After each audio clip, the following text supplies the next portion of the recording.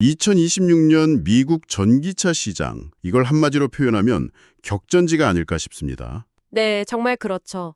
한편에서는 전기차의 겨울이라고 할 만큼 성장세가 좀 주춤하는데 다른 한편에서는 대중화를 이끌 새로운 모델들이 막 쏟아져 나오면서 정말 그 어느 때보다 치열한 경쟁을 예고하고 있거든요. 맞습니다. 그래서 이번 시간에는 여러분께서 보내주신 자료들을 바탕으로 이 상반된 두 얼굴을 가진 2026년 미국 전기차 시장의 핵심 동향은 뭐고 또 우리가 뭘 눈여겨봐야 하는지 그 속을 한번 제대로 파고들어 보려고 합니다. 네, 오늘 우리가 풀어야 할 이야기가 꽤 흥미로운 역설을 담고 있습니다. 시장이 움츠러든다고 하는데 선수들은 오히려 더 많이 링 위로 올라오고 있는 상황이니까요. 아하, 그러네요. 그래서 오늘 분석은 단순히 어떤 차가 나온다, 이걸 넘어서 이 복잡한 시장의 흐름 밑에 깔린 진짜 동력이 무엇인지, 그리고 이 거대한 전환기에서 승자와 패자를 가를 결정적 변수가 무엇인지 함께 짚어보는 데 목표를 두겠습니다. 좋습니다. 과연 지금은 겨울의 시작일까요? 아니면 더 뜨거운 여름을 준비하는 봄의 문턱일까요? 바로 그 지점이 가장 궁금합니다. 그럼 첫 번째 주제부터 바로 시작해보죠. 네. 자료에서 공통적으로 가장 먼저 언급되는 표현이 바로 전기차의 겨울, EV 윈터입니다. 말만 들어도 좀 쌀쌀한데요. 이게 구체적으로 어떤 상황을 의미하는 건가요? 가장 직접적인 원인은 역시 돈 문제입니다. 2025년 말을 기점으로 그동안 전기차 구매를 유도했던 가장 강력한 당근, 그러니까 연방정부의 세액공제 같은 보조금 혜택이 아, 보조금이요? 네, 그 혜택이 상당 부분 줄어들거나 종료됩니다. 그동안은 보조금 덕분에 내연기관 차량 가격 차이가 어느 정도 상쇄가 됐는데 이제 그 완충제가 사라지는 거죠. 그렇군요. 그래서 판매 증가율이 눈에 띄게 완만해졌습니다. 자료에 따르면 전문가들이 2026년 미국 내 전기차 점유율을 전체 신차 판매의 한 8% 내외로 보고 있거든요. 8%요? 네, 매년 거의 2배씩 성장하던 시기랑 비교하면 확실히 숨고르기에 들어간 모습입니다. 단지 보조금이 줄어드는 것만이 이유는 아닐 것 같은데요.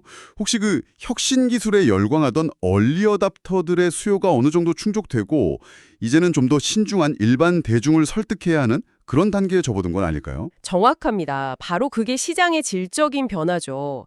전기차에 관심이 많고 집에 충전기를 설치할 수 있고 또 두 번째 차로 전기차를 살 여유가 있는 그런 초기 구매자 그룹은 이제 상당수 시장에 진입을 했거든요. 네네. 이제부터는 아파트에 살아서 충전이 좀 불편하거나 차 한 대로 모든 걸 해결해야 하는 훨씬 더 현실적인 고민을 가진 캐즘 너머의 소비자들을 상대해야 합니다. 이분들에게는 첨단 기술보다는 가격과 편의성이 훨씬 중요한 잣대가 되는 거죠. 거기서 바로 가격 전쟁이라는 두 번째 키워드가 나오는군요. 맞습니다. 이제 제조사들이 더 이상 비싼 가격을 고수할 수 없게 된 거네요. 네. 그래서 자료에서도 3만 달러라는 구체적인 숫자가 계속 등장하는 겁니다. 아, 3만 달러. 네. 우리 돈으로 약 4천만 원인데 이게 미국 시장에서 일반 대중이 심리적 저항 없이 구매를 고려할 수 있는 일종의 매직 넘버로 여겨집니다. 그렇군요. 이제 제조사들은 이 가격대에 매력적인 전기차를 내놓기 위해 말 그대로 사활을 걸고 있습니다. 단순히 저렴한 차가 아니라 3만 달러에도 불구하고 이만큼 좋은 차라는 인식을 심어줘야 하는 아주 어려운 숙제를 받은 셈이죠. 위기 속에서 가장 본질적인 무기인 가격으로 정면 승부를 보려는 움직임이군요. 자, 그럼 이런 시장 상황이 구체적으로 어떤 새로운 흐름을 만들어내고 있는지 2026년을 주도할 세 가지 핵심 트렌드를 좀 더 깊게 들여다보겠습니다. 네. 첫 번째 트렌드가 아주 역설적이어서 재밌습니다. 전기차 시장을 얘기하는데 오히려 플러그인 하이브리드, PHEV가 화려하게 부활하고 있다는 점이에요. 잔료에서는 PHEV의 반격이라고까지 표현했네요. 이 현상의 배경에는 앞서 말씀드린 일반 소비자의 현실적인 불안감이 그대로 녹아 있습니다. 장거리 여행 갔다가 충전소 못 찾으면 어떡하지? 아파트 주차장 충전 경쟁이 너무 심한데 이런 고민들이죠. 아, 정말 현실적인 고민이네요. 네, 순수 전기차 BEV가 주는 미래적인 가치도 좋지만 당장의 불편함이 더 크게 다가오는 겁니다. 그렇죠. PHEV는 바로 이 지점을 파고들거든요. 평일 출퇴근은 전기 모드로 조용하고 저렴하게, 주말 장거리 여행은 주유소만 찾으면 되니까 마음 편하게. 이 두 마리 토끼 전략이 다시금 각광받고 있는 거죠. 일종의 보험을 원하는 심리군요. 전기차 시대로 완전히 넘어가기 전에 마련해둔 안전한 징검다리 같은 느낌이네요. 맞습니다. 근데 한편으로는 이게 전기차로의 완전한 전환을 늦추는 요인이 될 수도 있지 않을까요? 제조사들이 PHEV의 인기에 안주해서 순수 전기차 개발을 소홀히 할 수도 있을 것 같은데요. 아주 중요한 지적입니다.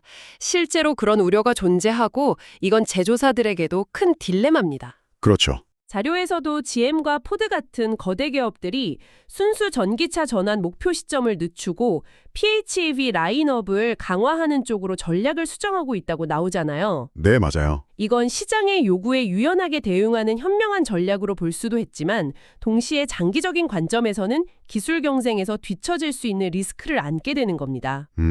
결국 규제가 더 강력해지거나 배터리 기술이 획기적으로 발전하면 PHEV는 순식간에 구시대의 유물이 될 수도 있으니까요. 그러니까 PHEV가 지금 당장은 달콤한 열매일지 몰라도 언제까지 유효할지는 아무도 모른다는 거군요.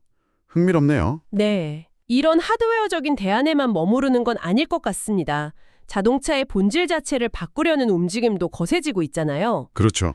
보내주신 자료에서도 바퀴 달린 컴퓨터라는 표현이 나오던데 이게 바로 두 번째 트렌드인 소프트웨어 중심 자동차, SDV 이야기로 연결되는 거겠죠? 네. 이제 자동차 산업의 무게중심이 기계공학에서 컴퓨터공학으로 넘어가고 있다는 가장 확실한 증거입니다. 아하, 과거에는 자동차의 가치가 엔진의 마력, 토크, 핸들링 같은 기계적 완성도에서 나왔다면 이제는 스마트폰처럼 얼마나 똑똑한 운영체제, OS를 가졌는지 어떤 앱과 서비스를 제공하는지가 핵심 경쟁력이 된 거죠. 이걸 소프트웨어 중심 자동차, 즉 SDV라고 부릅니다. 스마트폰 비율을 들으니 바로 이해가 됩니다. 그런데 한편으로는 걱정도 되네요. 스마트폰은 가끔 먹통이 되거나 업데이트 후에 문제가 생겨도 그냥 껐다 켜면 되지만 자동차는 안전과 직결되잖아요. 그렇죠. 아주 중요한 문제죠. 소프트웨어 오류 때문에 차가 고속도로 한판에 멈추는 상상을 하면 아찔한데요. SDV 시대로 가기 위해 제조사들이 풀어야 할 가장 큰 숙제는 뭘까요? 바로 그 지점이 SDV 시대의 가장 큰 도전 과제입니다. 안정성이죠. 안정성. 그래서 자동차 회사들이 소프트웨어 개발에 천문학적인 돈을 쏟아붓고 있는 겁니다. 단순히 기능 추가가 아니라 해킹을 막는 사이버 보안, 그리고 치명적인 오류를 방지하는 시스템의 안정성을 확보하는 게 관건입니다. 네. 자료에 언급된 생성형 AI 비서 기능만 해도 그렇습니다. 가장 가까운 곳에 있는 별점 4점 이상이고 아이들이 놀기 좋은 이탈리안 레스토랑 찾아줘 같은 복잡한 명령을 차 안에서 자연스럽게 처리하려면 AI 모델뿐만 아니라 차량의 각종 센서 데이터와 통신 시스템이 완벽하게 결합되어야 하거든요. 자율주행 기반의 로보택시는 말할 것도 없고요. 기술의 발전과 함께 책임의 무게도 훨씬 무거워지는 셈이군요. 맞습니다. 자, 마지막 세 번째 트렌드는 소비자 입장에서 가장 직접적으로 체감할 수 있는 변화 같습니다. 바로 충전 방식의 통일, NACS 표준화인데요. 그동안은 정말 제각각이었죠. 이건 전기차 대중화의 게임 체인저라고 불러도 될 정도의 큰 변화입니다. 게임 체인저요? 네, 거의 모든 주요 자동차 브랜드가 테슬라의 충전 방식인 NACS, 그러니까 노스 아메리칸 차징 스탠다드를 채택하기로 합의했죠. 아, 드디어. 이건 마치 전 세계 스마트폰 충전기가 USB-C 타입 하나로 통일되는 것과 같은 효과를 가져옵니다. 내가 포드 전기차를 타든 현대 전기차를 타든 미국 전역에 빽빽하게 깔린 테슬라의 슈퍼차저 충전소를 아무런 제약 없이 이용할 수 있게 되는 겁니다. 그건 정말 획기적이네요. 충전소가 부족하다는 불만도 있지만 내 차랑 호환되는 충전소를 일일이 찾아다녀야 하는 불편함이 훨씬 컸거든요. 그렇죠. 그런데 잠깐만요. 이게 소비자에게는 무조건 좋은 일이지만 다른 제조사 입장에서는 좀 굴욕적일 수도 있겠는데요. 결국 충전 인프라의 주도권을 테슬라에게 완전히 넘겨주는 셈이잖아요. 정확합니다.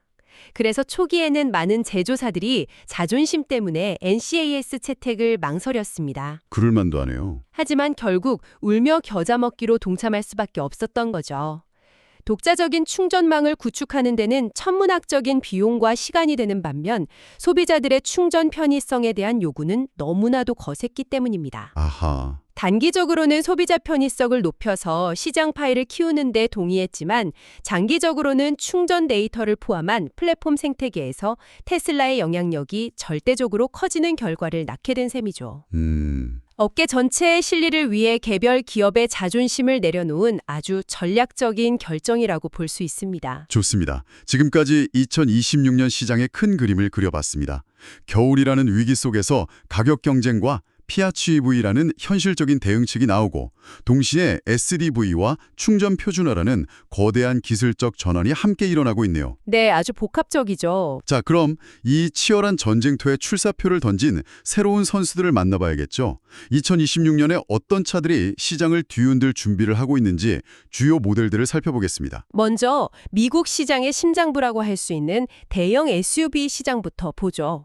현대자동차의 아이오닉 9가 출격합니다. 아이오닉 9. 입니다.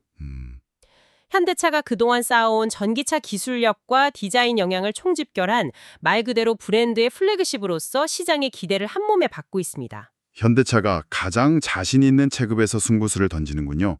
그런가 하면 앞서 이야기했던 3만 달러대 가격 전쟁의 판도를 뒤흔들 상징적인 모델도 돌아옵니다. 바로 쉐보레 볼트 EV죠. 네. 저가형 전기차의 아이콘이었던 볼트가 단종의 아픔을 딛고 최신 얼티엄 플랫폼을 기반으로 완전히 새롭게 태어나 2026년 초에 돌아옵니다. 아, 돌아오는군요. 이 차의 성공 여부는 GM의 전기차 대중화 전략 전체에 영향을 미칠 만큼 중요합니다. 합리적인 가격에 검증된 브랜드 신뢰도를 원하는 소비자들에게는 가장 강력한 선택지가 될 가능성이 높죠. 이제 분위기를 바꿔서 회사의 명운을 걸고 출격하는 도전자들도 있습니다. 이쪽은 분위기가 훨씬 더 비장한데요. 네. 리비안과 루시드 이야기죠. 그렇습니다. 먼저 아웃도어의 강자 리비아는 중형 SUV인 R2를 내놓습니다. 기존 R1 시리즈가 탁월한 성능으로 전기차계 랜드로버라는 명성을 얻었지만 너무 비싼 가격이 대중화의 발목을 잡았죠. 맞아요. R2는 그보다 훨씬 저렴한 가격표를 달고 나오는 리비안의 생존이 걸린 모델입니다. R2가 시장에 안착하지 못하면 리비안은 소수 마니아를 위한 브랜드로 남을 수도 있습니다. 루시드도 비슷한 상황 아닌가요? 럭셔리 세단 에어로 압도적인 기술력을 보여주긴 했지만 판매량은 기대에 못 미쳤으니까요. 맞습니다. 루시드는 기술력은 최고지만 그래서 어땠다는 거지? 라는 시장의 질문에 답해야 하는 상황입니다. 그래서 내놓는 카드가 바로 대중성을 겨냥한 첫 중형 SUV입니다. 리비안이 모험과 실용성을 내세운다면 루시드는 럭셔리 기술의 대중화를 무기로 삼겠죠. 그렇군요. 이 두 회사의 중형 SUV가 2026년에 어떤 성적표를 받느냐에 따라 전기차 스타트업의 미래에 대한 시장의 평가가 달라질 겁니다. 전통의 강자들, 프리미엄 브랜드들의 자존심 대결도 빼놓을 수 없죠. 이쪽은 단순히 차를 파는 걸 넘어 기술력 과시회장이 될 것 같네요. 대표적인 주자가 BMW의 iX3입니다. iX3요? 네, 이 차가 특별한 이유는 BMW가 전기차 시대를 위해 수년간 개발해온 차세대 전용 플랫폼 노이에 클라스를 적용한 첫 번째 SUV이기 때문입니다. 아, 첫 번째. 네, 단순히 플랫폼만 새로운 게 아니라 800V 고전압 시스템, 원통형 배터리 셀 등 완전히 새로운 기술들이 집약되어 있습니다.